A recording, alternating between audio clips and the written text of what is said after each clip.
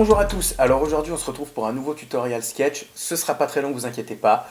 Je vais juste vous montrer quelques petites astuces dans l'interface de Sketch qui vont vous permettre d'accélérer considérablement votre workflow. Et donc je vais vous montrer une petite astuce qui est pas mal. En fait, il faut savoir que Sketch vous permet de faire des opérations mathématiques directement dans l'inspecteur ici.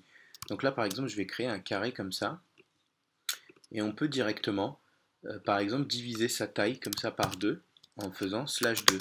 Hop, comme ça on n'a pas à calculer ou à faire quoi que ce soit de compliqué.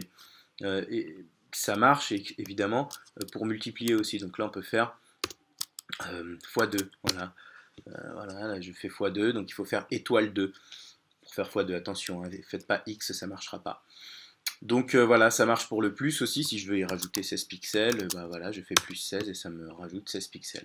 Donc c'est plutôt pas mal. Autre petite astuce que je veux vous montrer, c'est sur Sketch, vous pouvez en fait déplacer les éléments avec votre souris. Donc ça, jusque-là, c'est normal. Vous les déplacez en appuyant une tape à droite, ça va aller à droite de 1 pixel. Ce que Sketch vous permet de faire, c'est qu'en appuyant sur Shift, vous allez déplacer par exemple, là c'est 8 pixels. Vous appuyez sur Shift et vous appuyez sur la flèche et ça va vous le bouger de 8 pixels.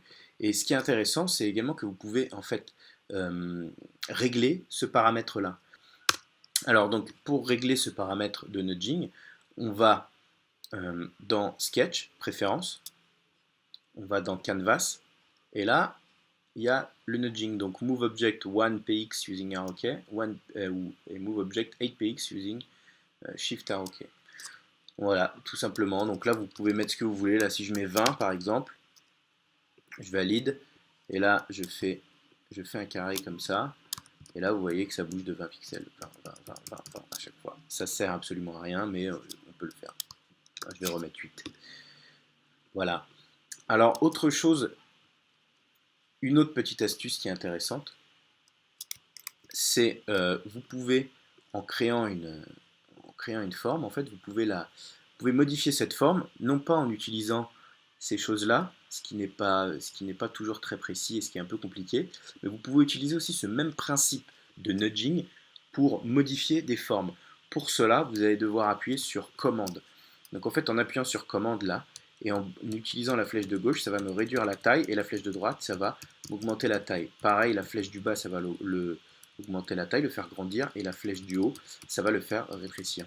Ce qu'il y a d'intéressant, c'est qu'avec ce que je vous ai montré tout à l'heure, et les options de nudging, ça marche aussi. Ça veut dire que là, si j'ai mis 8, donc si je maintiens Shift en même temps, ça va me faire grandir l'élément de 8 pixels à chaque fois. Enfin là, en l'occurrence, c'est 20, parce que je crois que ça n'a pas pris en compte mon changement. Voilà. Non, ça devait être 8. Bref. Donc, vous voyez, ça, c'est quelque chose de vraiment très pratique, ce qui vous permet en fait d'aller hyper vite. Si vous avez un élément là, comme ça, vous devez le mettre en bas. Vous faites ça, vous le faites grandir à la bonne taille, et vous faites 1, 2, 3, 4, 1, 2, et ça y est, il est centré le truc, quoi. Et ça y est, c'est fini. Il est bien prêt à 16 pixels du bord.